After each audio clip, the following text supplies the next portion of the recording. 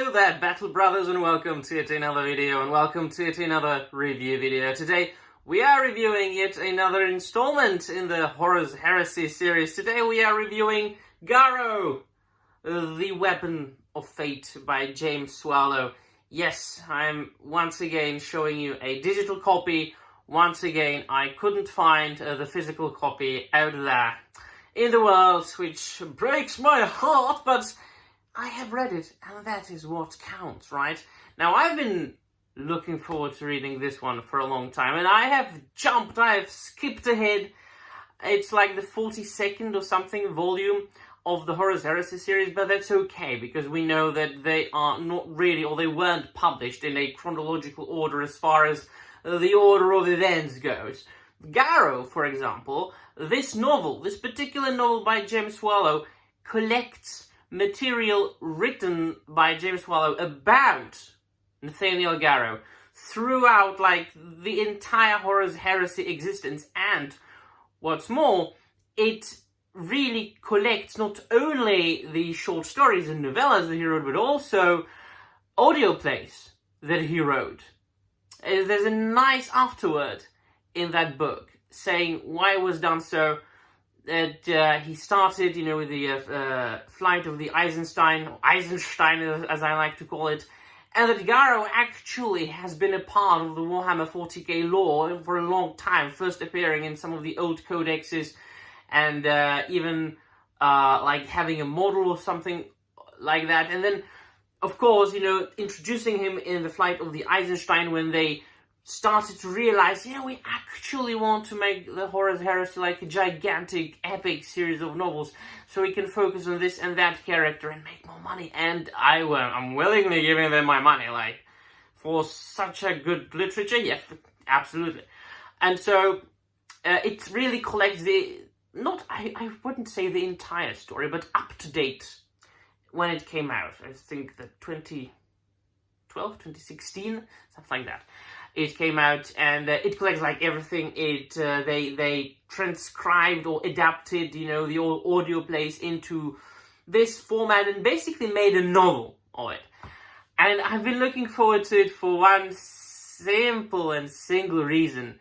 Now, this is a part where spoilers will come, and with huge spoilers, gigantic spoilers, like big ones. So, if you've only read like the first 3 volumes of the Horus Heresy, or the first 5, 6, 7, 8, 9, 10, or even if you haven't read anything and you would like to get into it, leave now and come back in a long time, because I'm going to spoil something that I spoiled for myself unwillingly, and I proved to myself why I hate looking things up on the internet and not experiencing them myself for the first time in a book.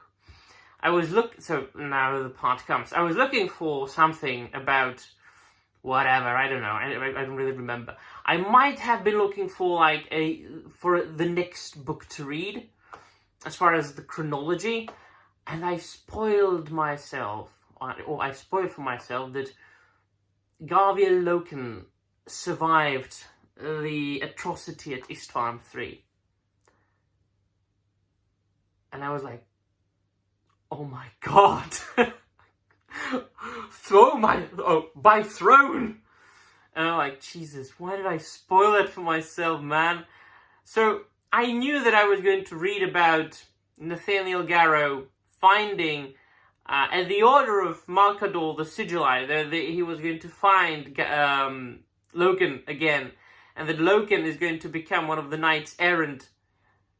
And I was like, imagine, Brother Law, imagine if you didn't know about it. Imagine if you didn't foolishly, stupidly spoil that fact to yourself. Imagine how much excited you would be when if you found out all of a sudden, like that.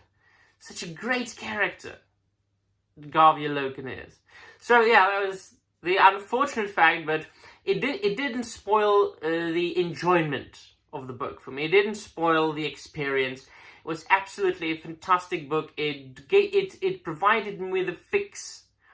Because a lot of these Horus Heresy stories are about not side characters, but really supporting characters, or like important characters that are important for this entire event. but it very often goes back in time, or it like goes like millions of kilometers away from like the main conflict itself, or it like restates or retells a story that has already been told. Like, and sometimes it surprises you. Sometimes people say like, yeah, so Prospero Burns and A Thousand Suns is basically the same story from 2 points of view, you know. And then when you read it, you're like, yeah, but not really. It's not that simple. But this really gave me the fix, because it was really about like one of the protagonists that first appeared as far as the Horus Heresy series in the initial trilogy. And then there was an entire novel about it, which is the 4th volume of Horus Heresy, The Flight of the Eisenstein. At this point, I would say one of the most popular characters of Warhammer The Horus Heresy.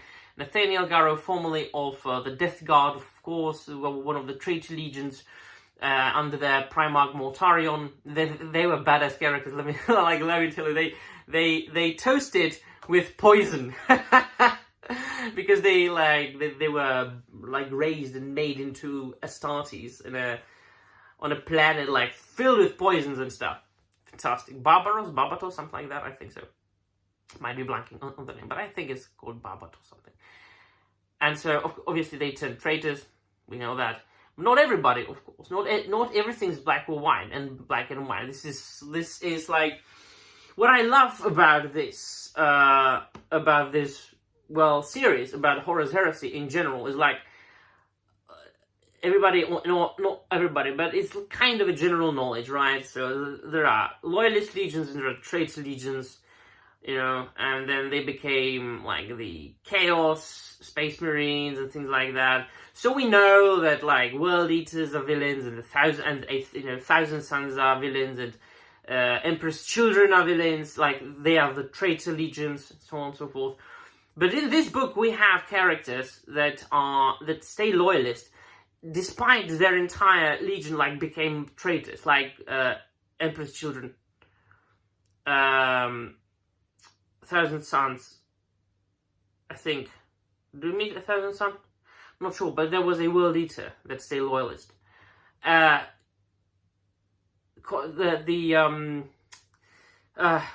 himself, obviously, right? Garvia Loken, you know, formerly of Luna Wolves, and then Sons of Horus, right? And I'm trying to think of the old guy, of the old Astartes. Jesus Christ, I was just thinking about him. I might remember by the end of the video.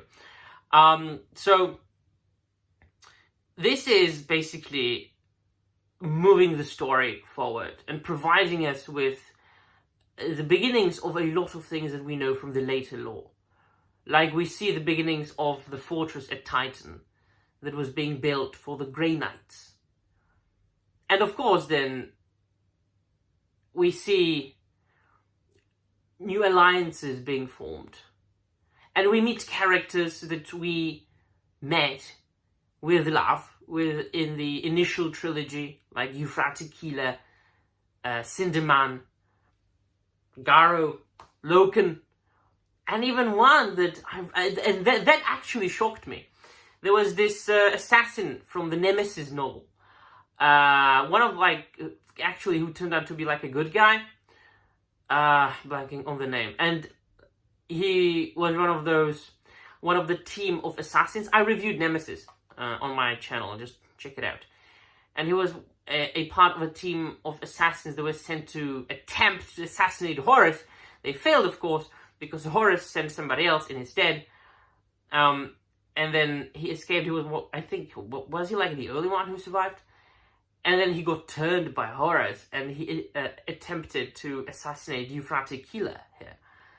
And I was like, Jesus, this is deep. This is deep.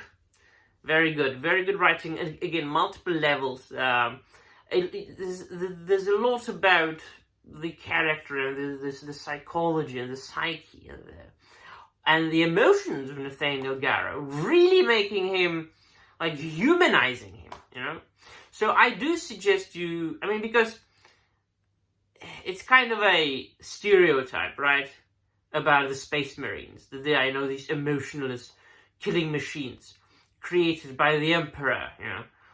in order to win or like go further with a great crusade and then uphold peace and prosperity in the Imperium, you know, and kill the heretic, the Xenos, and the unclean. But it's not really so. They're very, very, very human. They are superhuman. They're post-human.